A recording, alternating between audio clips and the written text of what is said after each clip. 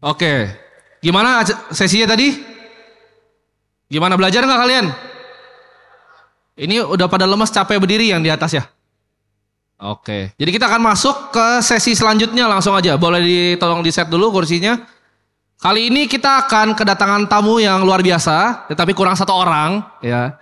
Jadi ini ada dua boss exchange dengan volume paling besar di Indonesia. Perkenalkan ada Pak Yudono Rawis. Dan ada satu lagi Bro Robi dari Reku ya, yang dulu namanya Rekeningku. Silahkan mungkin bisa maju ke depan.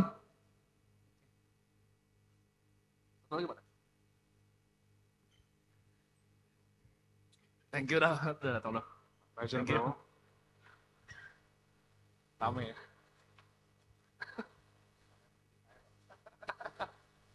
Oke. Mic-nya tadi? Oke. Nunggu mic dulu. Jadi di sini mungkin kita pemanasan dulu kali ya. Yang di sini pakai toko kripto siapa? Wah, masih sedikit ini. Pasti potensinya masih lebih banyak nih. Potensi banyak. Reku. Wah, satu itu di situ. Gak ada lagi yang pakai Reku. Biasanya pada pakai apa ya? Bybit. Oh, aduh. Binance. Nah, ini kan kelihatan. Jadi sebenarnya data di Indonesia itu rata-rata banyak yang pakai exchange luar ya. Oke. Kalau Indodax. Oh, banyak lumayan ya Indodax ya. Masih lumayan banyak. Oke. Oh, boleh. Mau di videoin tadi ya? Semuanya? Ulangin, oke. Boleh, kita kasih ini. Oke, 1, 2, 3. Ini jujur ya. Oke, yang pakai Indodax angkat tangan. Yang pakai toko kripto angkat tangan. Nah, lumayan. Yang pakai Reku? Oke. Yang pakai Bybit? Yang pakai OKX? Kenapa lu OTC doang sana? Oke. Bybit. Oh, Binance. Wah, ini muridnya Cangpeng jauh semua sini. Banyak nih. Oke, jadi sebenarnya data Bapepti mungkin masih keliru kali ya. Karena dibilang pengguna usernya walaupun itu double user masih banyak banget yang dari luar ya. Oke. Mic-nya udah ada. Gue pakai ini aja. Cek.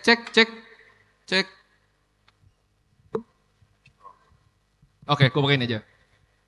Oke, mulai kita. Ini kayak kurang kenceng ya? Mic-nya coba cek. Tes. Cek. Oke. Jadi kita akan mulai dari mungkin perkenalan dulu. Kita udah tahu tadi Bro Yudo dan Bro Robi itu adalah owner dari exchange ya. Tapi ini untuk pertanyaan untuk Bro Yudo. Dulu kan awalnya mulai sebagai orang finance ya. Berapa tahun? Boleh perkenalan? Betul. Jadi mungkin memang perjalanan gue agak beda ya. Misalnya dibanding sama yang lain. Kalau Pak Andrew kan sukses banget tuh dari awal bisnis ya. Mungkin Bro Robi di sini juga bisnis, Pak Oscar dan lain-lain. Tapi gue mulainya profesional sebenarnya bro. Ya. Finance, investment banking, jual beli perusahaan Pak Andrew. Malah saya pernah ngebantuin ngejual perusahaan leasing. Kaget juga sih tadi ada bisnis model yang challenging yang lebih besar ya. Oke. Jadi gue kerja buat banyak global financial service company. Mau masuk ke Indonesia, gue jualin nih bank, leasing, investment management semuanya dan lain-lain ya. Nah mungkin pertanyaan lebih kenapa gue ke crypto ya ujungnya. Iya. Secara gue dari dulu kan TradFi nih ya. Kalau di TradFi dari 2011-12 sebenarnya udah pernah dengar yang namanya crypto kan. Bakal ganti the whole and revolutionize semua TradFi di dunia lah ya. Jujur aja nih pas di awal gue malah bilang ini gak akan kejadian lah. Slowly but surely semua pemerintah itu akan shutdown crypto. Saat itu ya 2011. Cuman lama-lama kok gak mati-mati ya. Yang ada malah perusahaan Bitcoin price ya. Saat itu awalnya Bitcoin ya 2011-12. Malah yang ada 100 kali, 200 kali, 300 kali, 400 kali. Volatile sih ya. Turun sampai akhirnya 2016-17 gue memberanikan diri lah ya. Awalnya memang gampang sih invest yang kecil-kecil. Itu lagi zaman ICO craze ya yang 2017. Kemudian lama-lama emang pada dasarnya gue cukup curious juga. Eksperimen untuk belajar kan Ethereum udah lumayan banyak ya. Ada smart contract, gue mulai belajar smart contract, eksperimen sedikit. Waktu itu juga saat yang sama sebenarnya gue jump dari investment banking untuk bikin startup. Oke, startup apa bro waktu itu? fintech lending. Lending juga sebenarnya, gak ada ya sebenarnya. Tapi sebenarnya waktu itu kita KTA lah. Mungkin salahnya gak kayak Pak Andrew nih. Lihatnya orang Pak saat itu, bukan lihatnya agunan gitu. Jadi agak beda. Waktu itu gue kerja sama perusahaan asuransi yang terbesar di dunia, namanya Ping An. Ping An Insurance Company ya, dari China. Launch fintech, jadi co-founder. Setelah 3-4 tahun, gue exit di situ ya. Jadi ada salah satu konglomerat Indo yang beli sahamnya gue. Dan sebulan kemudian emang pada dasarnya menurut gue sih destiny lah ya. 2021, tadi nama yang disebut-sebut lah ya, Binance ngetok pintu untuk ngajak join. Sebenarnya bukan toko kripto tuh saat itu. Untuk bikin JV yang lain di 2021. Nah kalau gue pikir, kan kalau kita mau join kita harus yakin ya. Memang kita bisa contribute dan kita harus punya conviction sama kriptonya sendiri dan blockchain. Setelah itu gue merasa gue bisa contribute, akhirnya gue pikir oke lah, gue join ya, gue beraniin diri setelah gue exit. Sayangnya 2021, 2022 kan bear market ya, banyak masalah. Dari pemegang saham, Binance itu bilang, oke dah kita fokus aja nih. Kita akuisisi toko kripto. Kebetulan B20, waktu itu CZ ya. Di sana, tolong dong take care toko kripto sampai akuisisinya selesai, restructure the company, survive the bear market untuk prepare for the next bull run. Nah, makanya gue sekarang di sini. Jadi profesional, memberanikan diri ke startup dan sekarang ujungnya kripto. Dan yang paling penting bro, semoga gue bisa berjalan sama semuanya di sini ya. Gue gak akan look back lah. Mau jadi investment banking, buy side, ataupun mungkin non kripto. Jadi gitu ya story gue. Jadi ibaratnya bisa dibilang bahwa kripto ini final frontier lo, terakhir perbentiran terakhir ini. Final frontier. Jadi mau kalau orang-orang kayak gue ini yang joinnya bear market ya udah lah ya sekalian aja gitu. Kalau yang dari buron kan mungkin teman-teman gue yang mencoba gitu ya. Iya. Udah pada balik lagi ke ranahnya masing-masing. Gitu. Jadi ini yang menarik banget dari kripto ya. Karena gue punya banyak juga teman dari yang traditional finance. Kalau mereka masuk ke kripto dari investment banking, by the way Yudo ini 16 years ya di KPMG. Itu biasanya udah gak pernah lihat lagi, gak pernah lihat yang belakang. Mereka banyak kan masuk semuanya di kripto. Nah ini makanya gue pengen juga perspektif dari Bro Robi. Yang dulunya ini mungkin dari industri yang teman-teman tahu, yaitu Forex. Ya. Dan sekarang akhirnya bisa sampai jadi Reku. Itu ceritanya seperti apa mungkin buat yang teman-teman belum tahu? Ya, saya mulai di Forex itu kurang lebih di tahun 2006. Mulai terjun di Forex. Pada saat itu kita kalau teman-teman, ya saya opa-opa jadul. Jadi di 2006 itu kita di PT Millennium Penata Futures yang saat ini sudah nggak ada lagi. Itu cukup besar dan berjalan sangat baik pada saat itu dengan regulasi yang terus diupdate. Nah di 2006 itu kita berjalan, kita punya 21 outlet di Indonesia. Mungkin yang belum kita jamah adalah Irian. Nah, kita berjalan sampai di tahun 2016 itu mulai banyak kesulitan. Kesulitan itu adalah apa? Bisnis kita mengharapkan dari commission base. Semakin banyak yang bertransaksi, maka kita akan mendapatkan komisi. Begitu juga para brokerage-nya ya. Nah, di situ sudah mulai ada transaksi yang namanya mini, mikro, sehingga bagi teman-teman yang tidak mengerti keuangan juga diajak masuk ke dalam dunia bisnis ini. Akhirnya yang hadir nanti waktu kita KYC, pada saat itu saya juga di sisi compliance, yang datang tukang sate. Mau trading forex tukang sate itu? Mau trading forex, jual gorengan pada saat itu. Nah karena apa? Nilai untuk bisa jump in itu 1 juta sudah bisa. 500.000 juga udah bisa. Jadi menurut saya mereka itu orang yang belum secara basicnya mengerti terkait itu. Nah berjalan kemudian ada teman-teman dari industri keuangan juga mulai bertanya kepada kita, tahu nggak mining? Katanya, oh mining, tambang batu bara atau apa gitu. Oh bukan, Ethereum katanya. Nah pada saat itu kita nggak tahu, Ethereum apa ya? Oh teman-temannya Bitcoin katanya. Oh scam. Pada saat scam. Karena mau tak mau kita sadari bahwasanya Indonesia mengenalnya Bitcoin itu ya dari BitConnect. Awal-awal datang di Indonesia, seminar BitConnect, dan lain-lain seperti itu. Jadi pada saat itu saya bilang, wah scam. Dan ada teman saya yang buka website yang berbayar, kadang bisa pasang iklan dan lain-lain. Begitu ada orang bayar pakai Bitcoin, cepet jual saya bilang. Nanti nggak ada uangnya pada saat itu. Nah, 2-3 kali disampaikan sampai ada teman yang di perbankan juga menyampaikan bahwasanya kamu mengerti tambang nggak, tambang Ethereum dan lain-lain ke partner kita Sumardi. Nah, disitulah Sumardi mulai menggali lebih dalam.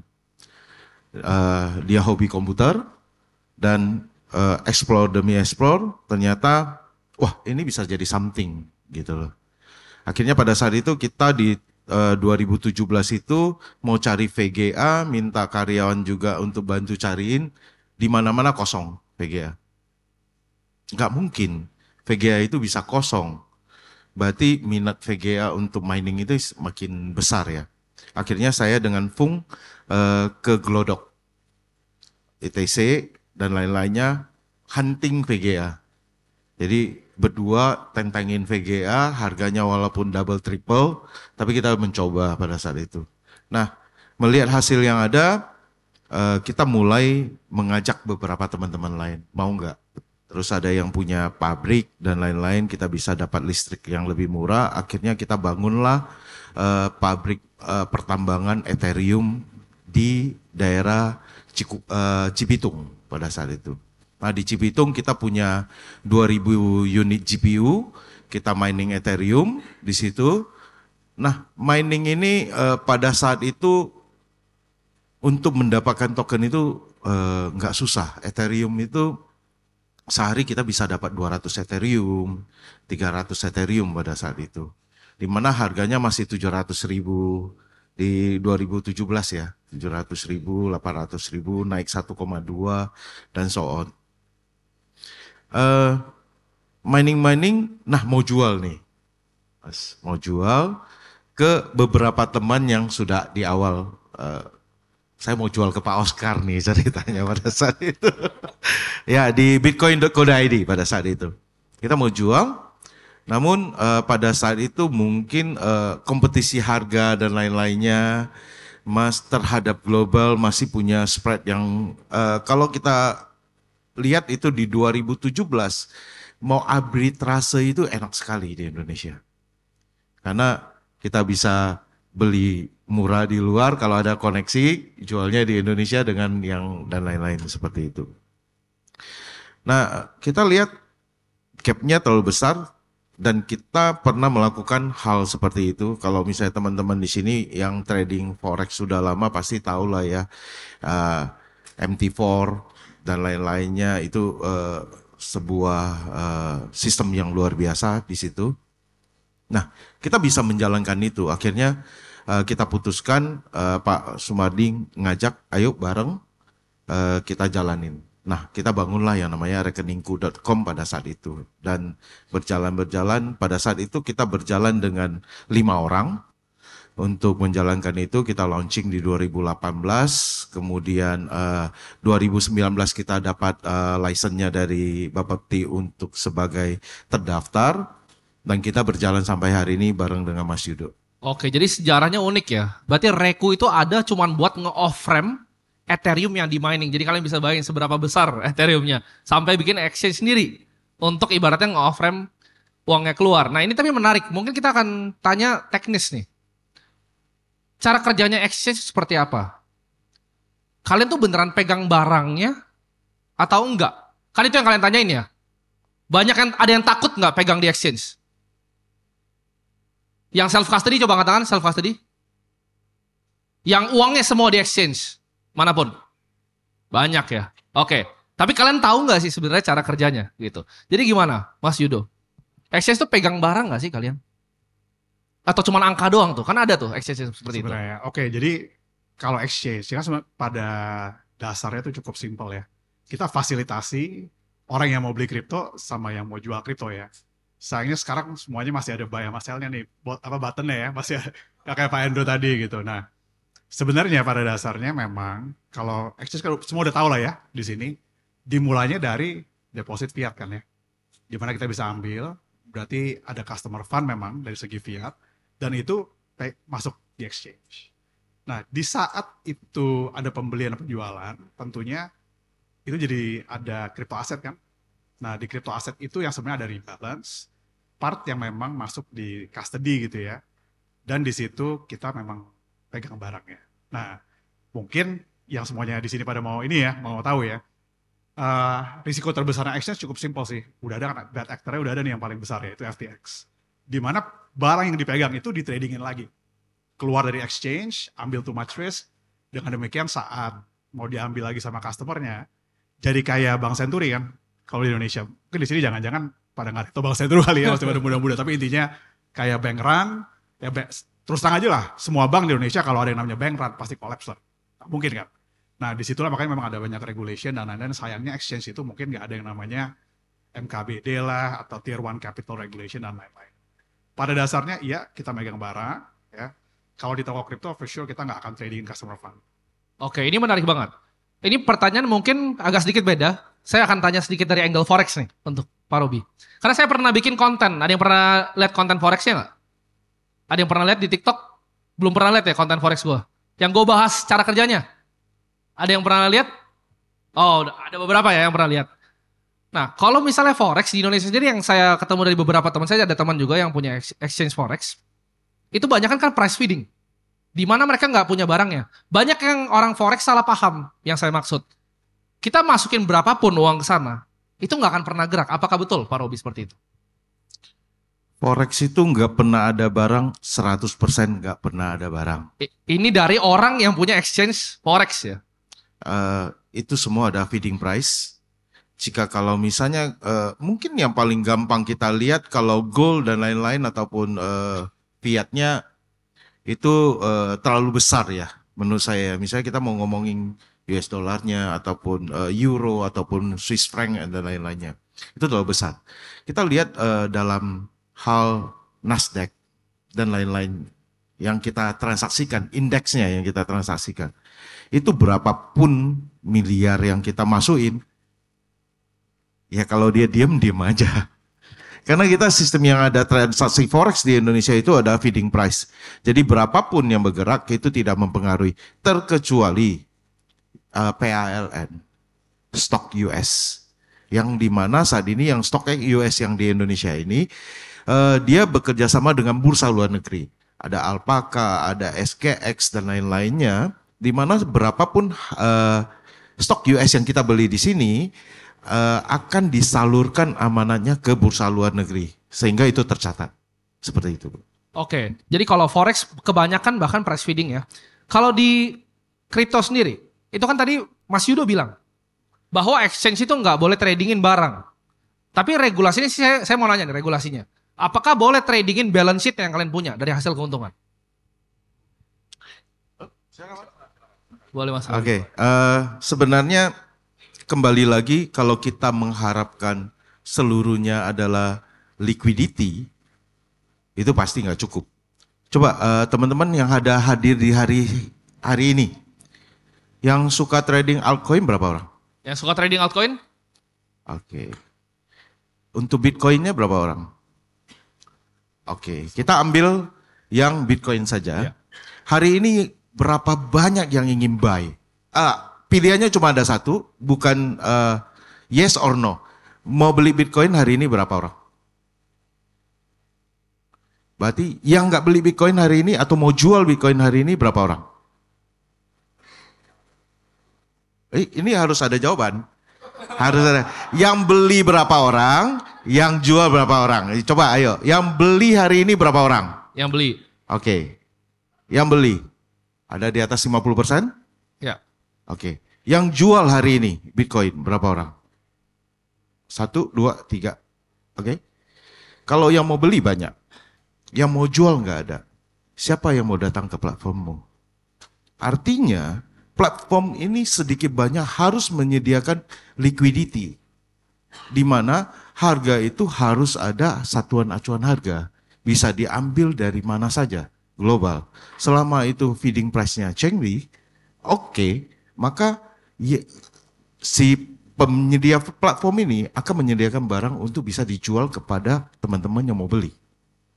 Agar itu likuiditas terjadi. Mungkin Mas Yudo bisa tambahin. Itu clear banget, thank you ya Pak Bro. Jadi yang mesti dipastikan di sini memang beberapa exchange itu rata-rata sebenarnya. Karena masalah likuiditas yang tadi, modelnya tuh hybrid. Memang ada yang buy and sell, ya, dan memang ada yang pegang liquidity-nya juga di balance sheet-nya. Tapi ini bukan customer fund ya, berarti treasury fund. Ya. Bukan kita mentradingin customer fund against lain untuk ambil trading book. Tapi lebih di arah ini ada di balance sheet yang kita tradingkan. Gitu. Apakah ada risiko? For sure ada gitu kan ya. Jadi mungkin semua makanya harus hati-hati juga di saat masuk ke exchange. Itu pasti ada risikonya. Terutama kalau mereka itu memang ya harus menggerus terus gitu ya balance sheet-nya. Terus lagi apalagi lagi bear market gitu kan, loss dan lain-lain. Tapi ini boleh, dan mungkin lebih make it clear juga ya bro. Secara regulation memang diperbolehkan. Untuk trading Diperbolehkan dari balance sheet ya, bukan customer fund. Oke. Gitu. Karena ini masuk ke pertanyaan saya yang mungkin karena makanya saya nggak pernah siapin pertanyaan. Sempat ditanya sama Bro Robi juga. Jadi saya mau tanya di sini. Kan waktu itu saya pernah post bahkan di Twitter ya. Terjadi slippage antara toko kripto sempat keluarin kan IDR, BIDR ya. Dan saya main arbitrage tuh di slippage-nya. Dan saya lihat beberapa exchange ada juga main di sana. Trading di arbitrage-nya toko kripto. Ada beberapa exchange. Itu gak mungkin pakai customer funds berarti. Treasury. Istilahnya exchange yang trading di toko kripto mungkin jangan-jangan. Oke, selain toko kripto kita tanya. Kalau misalnya seperti itu sebenarnya ada beberapa hal yang dijadikan sebagai penyedia liquidity-nya ya. Exchange yang sehat itu karena exchange itu bisa beberapa tipe. Kalau misalnya tanpa disadari bisa dilihat secara back-nya buat teman-teman yang memang di IT, itu ada yang penyedia liquidity, ada yang namanya mirroring, ada yang namanya hybrid, dia bisa menyediakan liquidity dan mirroring, ada yang namanya OTC. Nah, dengan adanya misalnya mungkin seperti teman-teman yang ada mirroring ke toko kripto misalnya, ya toko kripto kalau ada apa ya pasti akan bergerak seperti hal yang sama. Jadi sebenarnya nggak susah banget untuk melihat sebuah exchange itu penyedia liquidity atau mirroring. Walaupun itu konsepnya ada mirroring, pasti seperti misalnya Mas Yudo nggak mungkin tangan kosong dong. Lu harus ada deposit untuk bisa mendapatkan harga yang sama.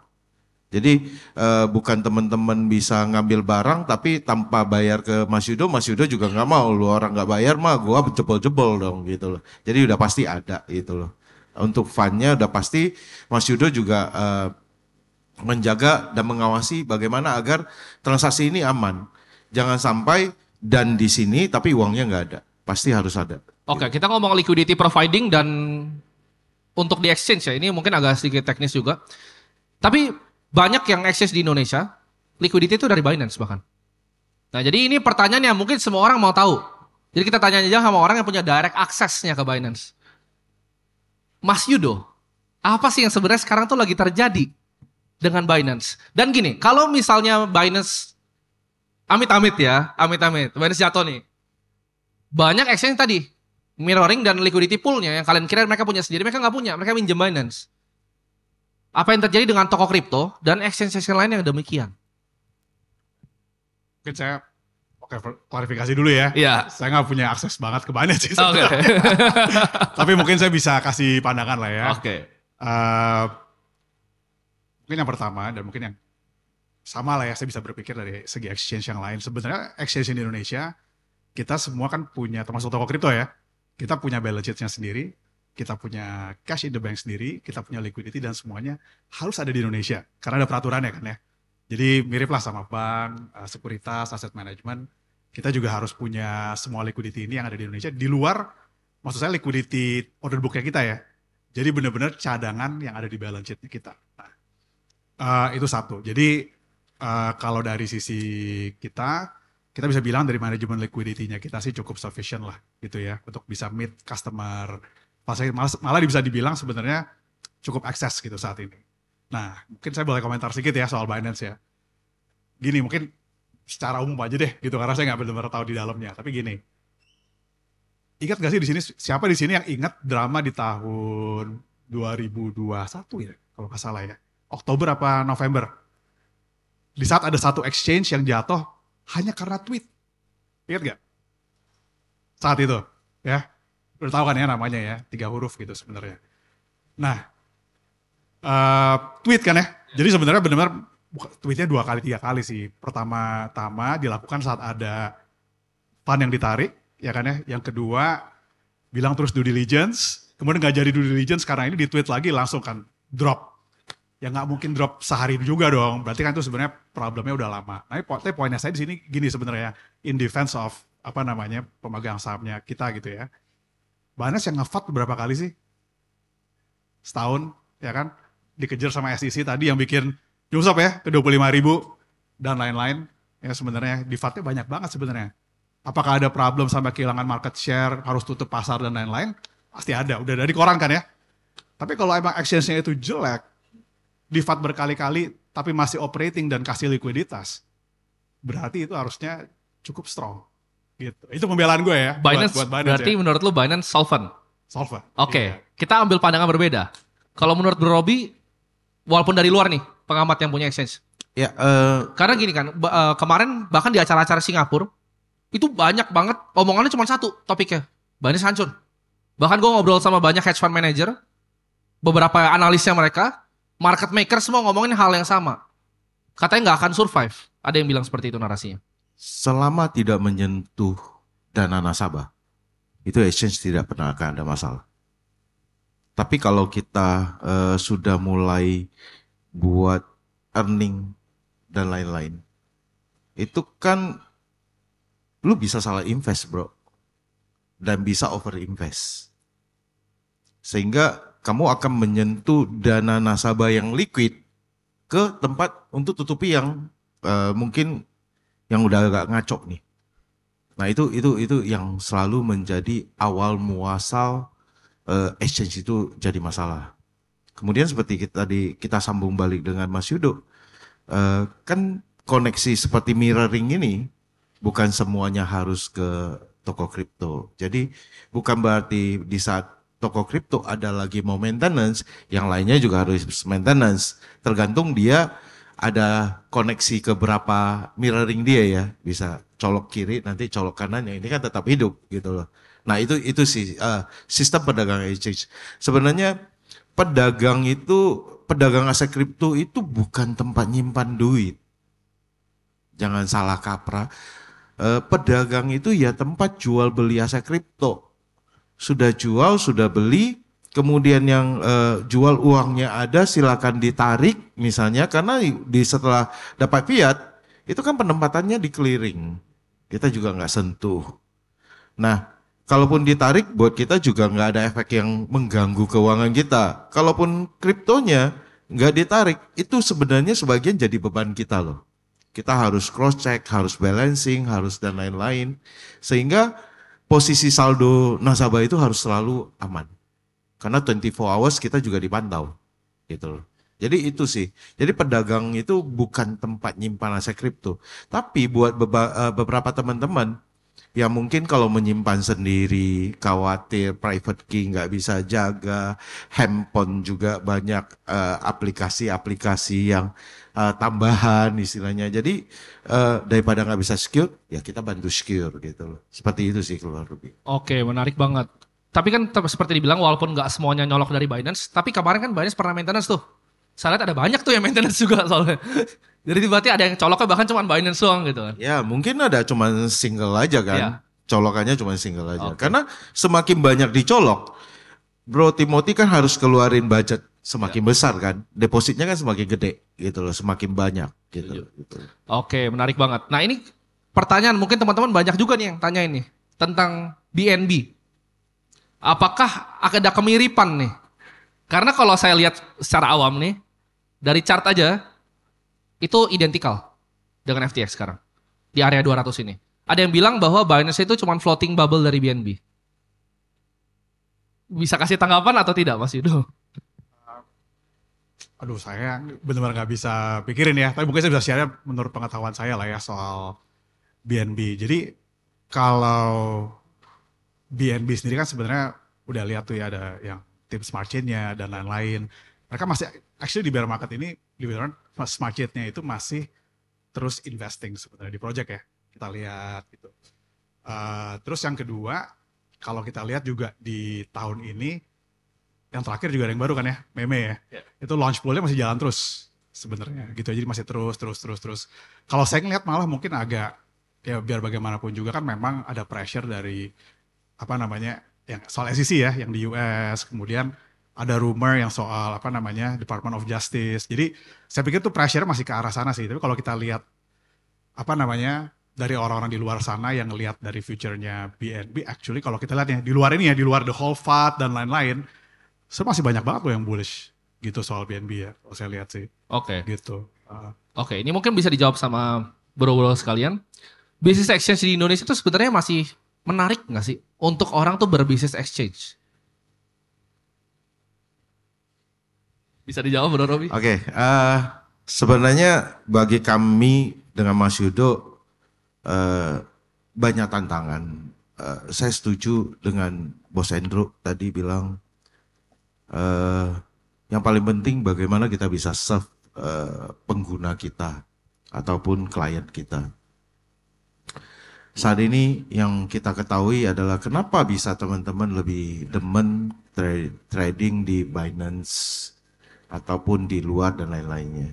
Mungkin satu kendalanya adalah biayanya ataupun fasilitas tradingnya ataupun penyediaan aplikasinya yang masih kurang, misalnya adanya derivatif lah, DeFi atau dan lain-lainnya.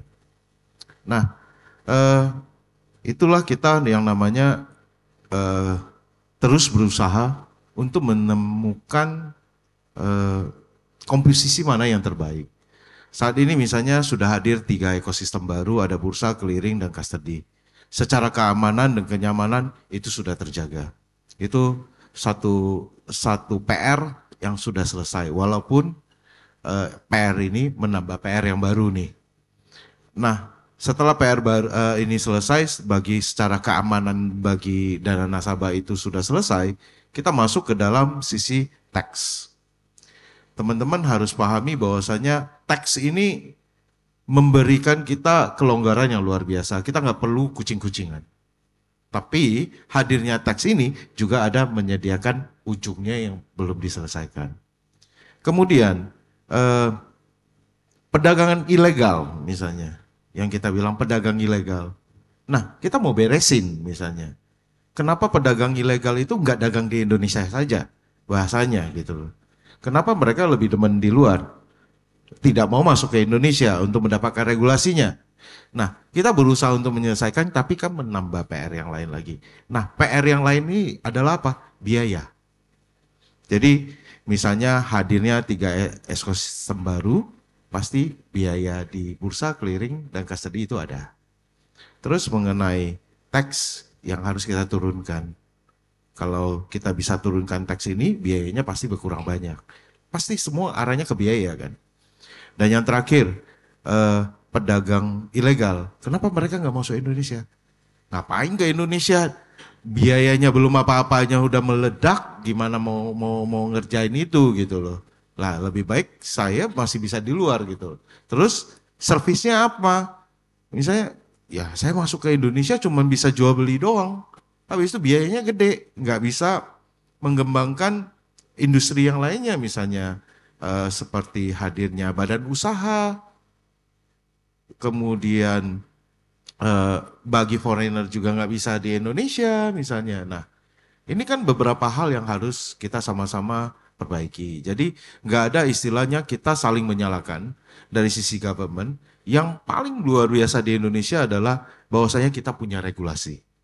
Dimana kalau regulasi ini bisa kita sama-sama perkuat, ini akan lebih cepat membangun industri ini. Jadi pondasinya itu harus benar dulu gitu. Oke, ini mungkin pertanyaan untuk Mas Yudo ya. Apakah dengan regulasi itu kripto kan sebenarnya by nature adalah Wild West ya kan? Kalau misal dibilang ilegal dan legal itu mungkin agak rancu di bagian mau centralized atau DEX gitu kan. Tapi saya lihatnya seperti ini. Kalau misalnya kita sebagai end user ya, kita udah ada pajak di sana. Kalau ditambah lagi yang biasanya ditanggung sama exchange pasti ya, biaya clearingnya dan lain-lain. Itu apakah akan terjadi capital fly yang luar biasa justru ke pedagang ilegal tadi? Karena mungkin mereka mikirnya ngapain justru. Misalnya masuknya kecil nih. Ngapain lah bayar pajak atau mungkin bayar lagi nih ada bursanya, swasta lagi bursanya gitu. Nanti gue harus tambah lagi 0,4 katanya, saya nggak tahu. Katanya. Gimana itu tanggapannya Mas? Orang ke DEX aja gitu, ntar pakai Uniswap semua. Sebenarnya tadi udah disebut sedikit banyak sama Pablo Robi ya. Kita sebenarnya memang lagi sama-sama berjuang lah supaya pengaturan peraturan baik itu dari Bapepti yang nantinya ke OJK gitu kan ya. Persepsinya nanti akan lebih challenging lagi dong di Indonesia gitu ya. Sama yang ketiga, perpajakannya. Itu lagi pelan-pelan kita melakukan dialog sama pengaturan dan lain-lain. Karena kalau nggak benar, memang ada risk jadinya capital outflow. Ya orang benar juga ngapain tadi. Kalau saya nggak salah lebih banyak yang ini ya, yang angkat tangan pas punya akun Binance atau apa Bybit ya, tadi lebih daripada Reku atau toko kripto gitu. Sebenarnya sangat disayangkan gitu. Di luar itu tentunya yang kita juga lagi inilah ya, lagi panjang sebenarnya gini. Memang enforcement itu juga cukup penting. Karena kalau enggak kalah ya dari segi produk dan pajak dan lain-lain lah sebenarnya. Mungkin nanti yang kita memang harus bikin lebih bagus lagi sebenarnya ya, dan masih agak kurang nih di Indonesia sayangnya ya. Sebenarnya banyak potensi. Kalau tadi sekalian saya sambungin ada pertanyaan tadi. Menarik nggak sih business exchange di Indonesia? Karena kalau kita lihat secara fundamental dan makro, regulatori dan lain-lain itu nggak menarik. Tapi sebenarnya ada alasan kenapa saya mudah-mudahan sama Bro Robi juga ya di sini ada di exchange. Simple. Semuanya itu tergantung dari potensi pasarnya. Bapepti kemarin keluarin angka berapa? 17 juta ya. Tapi itu double counting. Mungkin 10 juta ya. Bro, 5-10 juta lah. Itu baru sekitar 2-3% dari total population. Sedangkan di sini kalau kita lihat nih mukanya ya, izin nih masih banyak yang muda-muda, kasarnya gitu ya, pengen dapat financial freedom lebih early, percaya sama kripto. Kayaknya demografi Indonesia represented sama yang ini deh. Semua banyak banget gitu kan ya potensinya. So potensinya tuh besar banget. Itu satu. Kalau bayangin, kalau misalnya nanti nih ya di Indonesia nih ya, ngikutin juga perkembangan institusi yang ada di Amerika. Misalnya Bank Mandiri deh, atau Bank Indonesia, allocate 0,12% dari balance sheet-nya punya Bitcoin. Right? Itu akan bikin liquidity pasar di Indonesia itu jadi signifikan banget. Makanya kayak Pak Bro Robi bilang tadi, institusi itu juga sekarang kan nggak boleh nih di Indonesia. Harapannya nanti nih, 5 tahun lagi gitu ya, pelan-pelan dulu nih kita lagi ya berdialog lah ya, untuk bisa make sure peraturan itu tidak bikin jadi challenging, tapi yang penting pas ke OJK, mereka itu juga memperbolehkan adanya kolaborasi antara TradFi di Indonesia dan kripto. Selama ini nggak boleh, kenapa? Pengaturannya beda, satu di Bapepti, satu di OJK. Pas itu udah terjadi nanti, harapannya nggak ada pajak lagi gitu ya, dan enforcement mungkin akan lebih bagus. Bank-bank, reksadana, mungkin awalnya reksadana biasa deh, baru ETF gitu ya kita omongin di sini. Harapannya itu liquidity di Indonesia lebih besar, dan kalau bank-bank ini belinya lewat mana sih? Harusnya lewat license exchange dong, ya kan? Dan itu yang kita mau sebenarnya, kenapa kita merasa kita harus ada di sini. Oke, itu menarik banget karena potensi pasar akan bertumbuh juga seiringnya adopsi. Nah, ini masuk ke topik pembahasan utama hari ini, yaitu the next bull run, yang mungkin para exchange tunggu-tunggu karena ketika Bitcoin naik biasanya selalu naik. Nah, buat teman-teman di sini yang masih beraspirasi ini mau dapat duit yang lumayan gitu dari kripto, saran para sesepuh ini apa untuk mereka gitu? Apakah barang yang kalian holding tuh apa sih untuk next bull run? Dan kira-kira kapan dan targetnya berapa? Silakan Bro Robi. Kalau sebagai exchange sih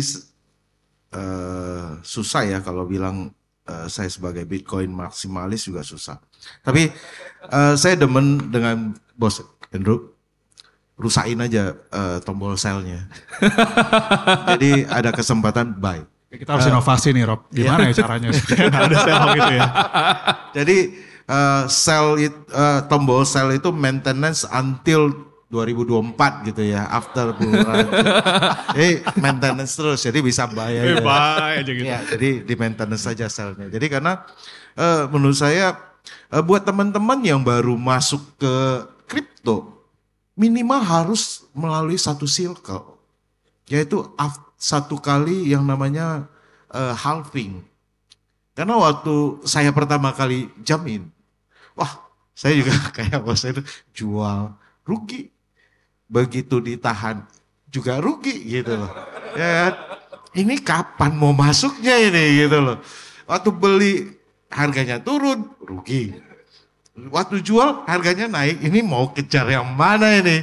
Jadi makanya saya setuju banget, saya demen banget tadi, rusain aja tombol sell-nya, beli aja. Oke, soalnya gini, yang paling mungkin punya pengetahuan tentang marketnya kripto biasanya yang punya exchange ya. Karena mereka udah lihat, banyak koin gitu, listingin koin. Mereka yang lihat, koin hancur mereka yang lihat. Uniknya berarti kalau Bro Robi belinya apa tuh? Portofolio kriptonya apa? Saya sampai hari ini masih Bitcoin sih. Hanya Bitcoin. Hanya Bitcoin. Yang punya exchange rekeningku, Ratoreku sekarang namanya hanya Bitcoinnya. Kalau Mas Yudo gimana? Ethereum-nya gimana bro? Yang tadi. Ethereum begini, karena Ethereum, nah kalau dulu saya banyak Ethereum, terus terang, tapi saya buang semua di harga 50-an juta pada saat itu saya sudah buang semua. Kenapa?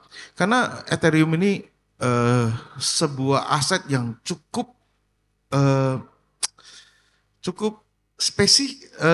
cukup unik menurut saya.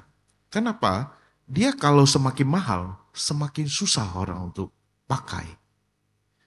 Karena semakin mahal, maka untuk use case-nya dan utility-nya itu, dia harus bayar fee-nya yang terlalu gede.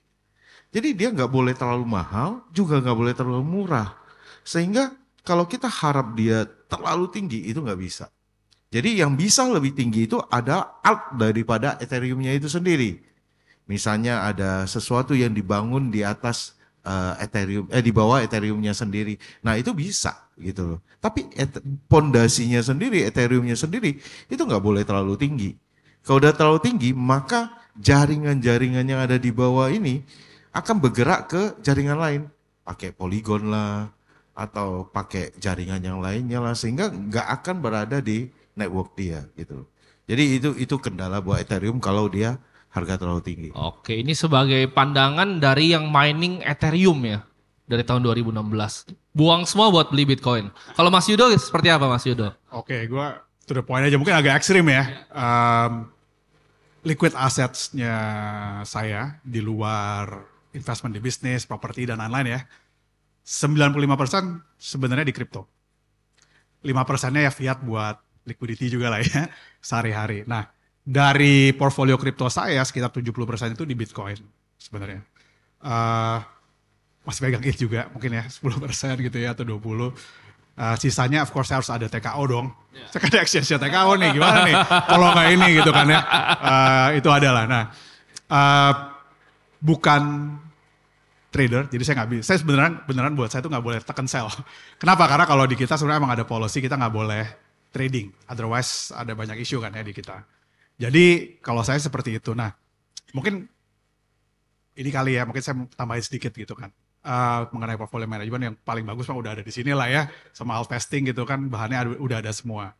Tapi pertanyaan itu mungkin pertanyaan yang agak harusnya berapa alokasinya dan lain-lain ya. Beda-beda gitu. Kenapa? Dan memang mungkin nggak ada rumusnya mana yang benar ya. Of course bisa di trace back, yang higher beta yang mana gitu ya. Pasti bisa gitu. Tapi masalahnya gini, di sini tuh kita dalam perjalanan mungkin karir, umur, yang semuanya berbeda-beda. Kalau yang masih muda, mungkin di sini pengen punya higher beta aset. Salah nggak? Susah ya jawabnya salah atau nggak. Kenapa? Dan mungkin you bisa aja kena wreck gitu in one cycle, dan in the next cycle-nya lagi belajar dan recoup even better gitu. Ada di sini memang ya udahlah pada dasarnya pengen ikutin kan ya. Jadi kita jadi Bitcoin maksimalis, nggak apa-apa juga gitu. Nah kalau saya kenapa alasannya, ini lebih penting sebenarnya. Kenapa alasannya mungkin 70-80% itu ada di Bitcoin. Karena ya saya merasa meskipun itu lower beta aset dibanding yang lain, itu sesuai dengan risk dan return yang saya mau dari apa yang saya pegang. Gitu kali ya. Oke, ini pertanyaan lanjutan untuk mungkin Mas Yudo dulu. Bank-bank di Amerika selama 1 bulan terakhir atau seminggu terakhir ini mengalami penurunan yang luar biasa. Karena kan nextnya bakal ada Fed meeting lagi nih yang ditunggu semua orang. Suku bunga acuan Indonesia sudah di 6%. Sangat tinggi. Orang banyak yang prediksi ini nggak akan pernah setinggi ini dalam seumur hidup kita. Dan kejadian 6%. Di mana risk aset itu biasanya jatuh kalau suku bunga naik. Tapi Bitcoin justru malah terbang. Dan 4 bank terbesar sahamnya tuh turun drastis banget. Kalau kita lihat dari chartnya. Wells Fargo, Bank of America, semuanya tuh turun drastis. Ada tanggapannya apa Mas Yudo? Sebagai orang yang udah lama di traditional finance, investment banking. Oke, ini kita udah ngomongin soal makro berarti ya, dan mungkin mudah-mudahan kasih sedikit inilah hope gitu ya buat semua. Kalau saya ngeliatnya malah mungkin cukup kontroversial, tapi bisa bilang tuh bear market kemarin agak artificial ya nggak sih? Kenapa? For two reasons. One, kenaikan suku bunga Fed yang tercepat dalam sejarah, yang tiba-tiba bikin semuanya nyungsap kan. Itu satu. Yang kedua, 2, 3, 4, 5, 6 Black Swan kali, FTX, Luna, ya kan? BlockFi, semuanya, Theros, dan lain-lain yang menyebabkan semuanya turun dengan cepat. Ya kan? Nah, di saat itu semuanya udah mulai agak sedikit berbalik ya, dan by the way, ini kita dalam all time high Fed, tapi Bitcoin malah naik kan. Jadi memang orang-orang yang memang punya fund, punya dana dan lain-lain, memang sudah mengantisipasi lebih besar lagi, safe haven, dan by the way, kita belum ada satu lagi yang paling penting. Dalam 1 atau 2 minggu terakhir, pada baca nggak? Bitcoin against Argentina peso reach all time high. Ya, jadi di beberapa negara yang memang high inflation, sebenarnya udah kelihatan Bitcoin itu safe haven sebenarnya di sini. Gitu. Kenapa? Karena apa yang Satoshi Nakamoto perjuangkan yaitu decentralized tanpa ada yang centralized. Ini semua orang makin confident dan percaya lagi. Sebenarnya ya, kalau mau jawabannya gampangnya juga, kenapa naik terus nih? Oke lah. Coba kita lihat historical. 2016-17 yang drive ICO narrative. 2020-2021 yang ngedrive DeFi, NFT, itu semua ya, yang bikin semuanya jadi naik. Plus quantitative easing dari Fed. Jadi nge-boost liquidity. Nah, itu semua kan sebenarnya masih dibilang pasar retail ya. Nah, sekarang coba deh, semua di sini ya kita sambil sharing, semua udah pernah dijelasin sih sama Timothy juga. Wah ETF gitu kan, tapi ada yang pernah mikir nggak kenapa ETF itu bisa drive gila-gilaan sebenarnya? Quite simple, kalau ETF itu exchange traded fund kan, berarti orang yang kayak paling besar BlackRock ya, $10 trillion asset under management. Dia allocate 1% aja, itu $100 billion tambahan market cap buat Bitcoin. Ya, belum ngomongin new money yang masuk. Nah, BlackRock, apa yang dia lakukan? Kasarnya nih, dia beliin asetnya buat kita, dia custody-in. Ya, orang tinggal beli shares dari ETF-nya, dengan demikian ada 2 hal yang terjadi. Satu, ya, itu regulated kan, jadi harusnya lebih aman dong. Family office di Amerika dan lain-lain bisa masuk. Ya. Yang kedua, transaction cost-nya berkurang sebenarnya kalau kayak begitu.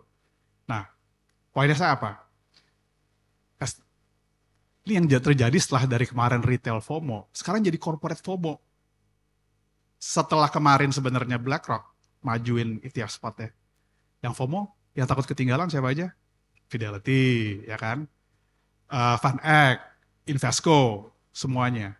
Nanti pas sudah di-approve ya masa enggak, yang lain seluruh dunia nggak pada ikutan. Jadi yang ngedrive ini sebenarnya bisa dibilang udah jadi bukan retail FOMO lagi, corporate FOMO. That's the reason. Semua pada sadar kan pas kita step back, kita pikirin sedikit nih ya. Udah 35.000 tuh udah setengah dari all time high yang kemarin loh. Pada sadar nggak? We're in a very good position. Di saat bunga itu paling tinggi, masih mau naik sekali lagi. Gila kan kalau dipikir-pikir. So I think ya oke lah nak, semua cycle butuh naratif dan lain-lain. Tapi kalau kita benar-benar pikirin, ini yang mungkin bisa jadi kenapa? Alasannya ya, udah perang lah, ada macam-macam, mau naikin 1%, mungkin 25 bips atau 50 bips lagi di Fed rate, dan semua regulatory crackdown yang masih ada gitu ya. Bitcoin holding strong, yang ada malah appreciate gitu. I think that's my take lah. Oke, kalau menurut Robi gimana? Ya sebenarnya kembali lagi kalau buat teman-teman kalau melihat dari Bitcoin itu sendiri, dari hash rate-nya itu Bitcoin itu nggak pernah turun. Artinya malah terus bertambah. Dengan bertambahnya hash rate ini bisa melihat dari sisi Bitcoin itu punya punya kekuatan tersendiri dan kepercayaan sendiri. Menurut saya sih saat ini saya nggak menambah banyak tentang global yang sudah disampaikan oleh Mas Yudo. Kita jangan terlalu cepat panik sih dengan kondisi apapun.